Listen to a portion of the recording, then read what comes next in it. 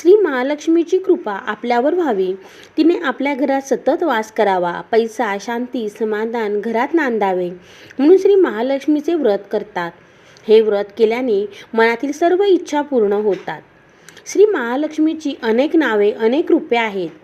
पार्वती, सिंधुकन्या, महालक्ष्मी, लक्ष्मी, राजलक्ष्मी, गृहलक्ष्मी, सावित्री, राधिका, रासेश्वरी, चंद्रा, गिरिजा, पद्मा, मालती, सुशीला अशा विविध नावांनी श्री महालक्ष्मी ओळखली जाते. अशा या सर्वाभूती असलेल्या श्री महालक्ष्मीची ध्यानी यावी अशी ही कहाणी आहे. द्वापारयुगातील आपल्या भारतातील सौरराष्ट्र देशात घडलेली. तेथे एक राजा राज्य करीत होता. त्याचे नाव होते भद्रश्रवा. तो शूर होता, दयाळू होता, प्रजादक्ष होता. 4 वेद, 6 शास्त्रे, 18 पुराणे याचे त्याला ज्ञान होते. अशा त्या राजाच्या राणीचे नाव होते सुरतचंद्रिका. राणी रूपाने सुंदर होती, सुलक्षणी होती आणि पतिनिष्ठ होती. त्यांना एकूण 8 अपत्ये होती, 7 पुत्र आणि त्यांच्यानंतर झालेली एक कन्या. राजा राणीने कन्येचे नाव शांबाला ठेवले होते. एकदा देवीच्या मनात आले, आपल्या राजाच्या राजप्रसादी राहावे. त्याने राजा आणखी सुखी होईल, प्रजेलाही तो आणखी सुख देईल. गरिबाकडे राहिले तर सगळ्या संपत्तीचा तो एकटाच उपभोग घेईल. म्हणून देवीने एका म्हातारीचे रूप घेतले, फाटकी वस्त्रे घातली, आधारासाठी काठी घेतली आणि काठी टेकत टेकत ती राणीच्या महालाच्या दारापाशी आली. तिला पाहताच एक दासी पुढे आली. तिने म्हातारीला विचारले, कोण ग बाई तू? कुठून आलीस? काय काम काढलंस? तुझं नाव काय? गाव काय? काय हवं तुला? म्हातारीचे रूप घेतलेले श्री महालक्ष्मी म्हणाली, माझे नाव कमलाबाई, द्वारकेला राहते मी. तुझ्या राणीला भेटायला आले. कुठे आहे ती? दासी म्हणाली, राणीसाहेब महालात आहेत.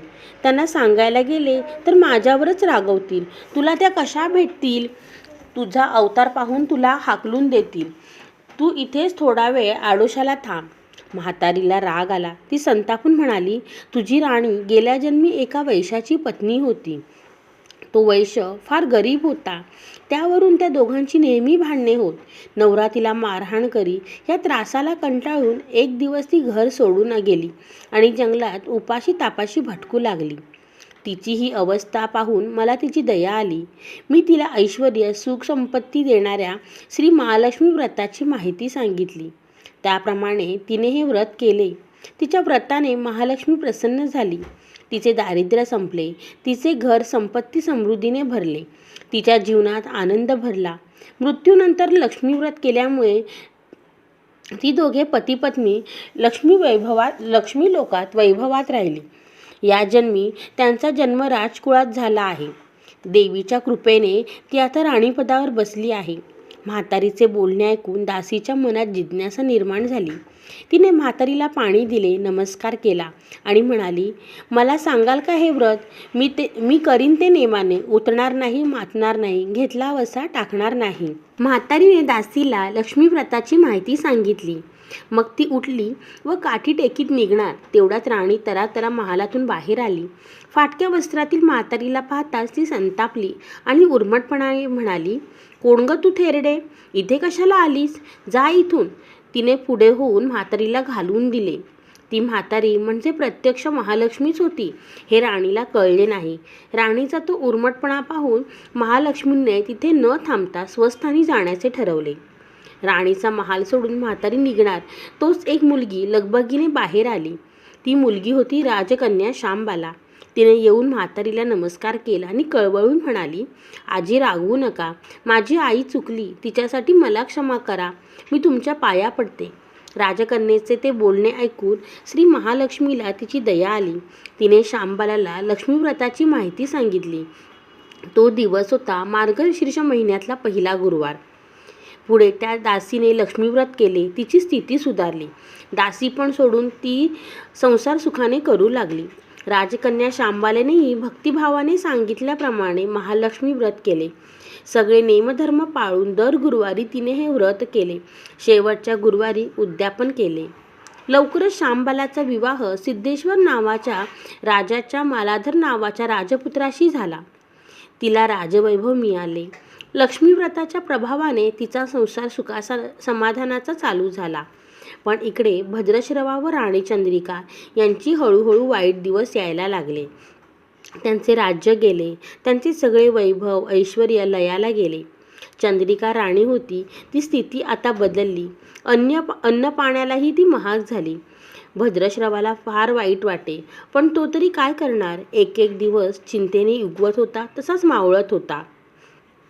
एक दिवस भद्रश्रवाला वाटले मुलीकडे जावे, तिला पाहावे, 4-8 दिवस तिच्याकडे राहावे. त्याप्रमाणे तो जावयाच्या राज्यात आला.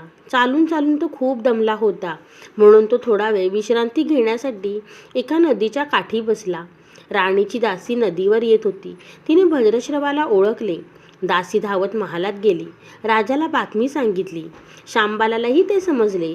शांबाला आणि मालाधराने रथ पाठवून भद्रश्रवाला मोठ्या मानसन्मानाने राजवाड्यात आणले. त्यांचा आदर सत्कार केला. काही दिवस जावयाचा आणि मुलीचा पाहुणचार घेत भद्रश्रवा राजवाड्यात राहिला. आता परत जायचे विचार त्याच्या मनात घोळू लागले. जावयाला त्याने तसे सांगितले. जावयाने संमती दिली. भद्रश्रवा परत जायला निघाला तेव्हा शांबालाने एक हंडा भरून धन पित्याला दिले. तो हंडा घेऊन भद्रश्रवा घरी आला. मुलीने धनाने भरलेला हंडा दिला आहे हे ऐकून सुरचंद्रिकेचा आनंद गगनात मावेना. घाईघाईने तिने हंड्यावरचे झाकण काढले. आत पाहते तर काय, हंड्यात धन नव्हतेच, होते फक्त कोळसे. महालक्ष्मीच्या अवकृपेने हंड्यातल्या धनाचे कोळसे झाले होते. चंद्रिकेने कपाळावर हात मारून घेतला. भद्रश्रवा हा चमत्कार पाहून चकित झाला होता.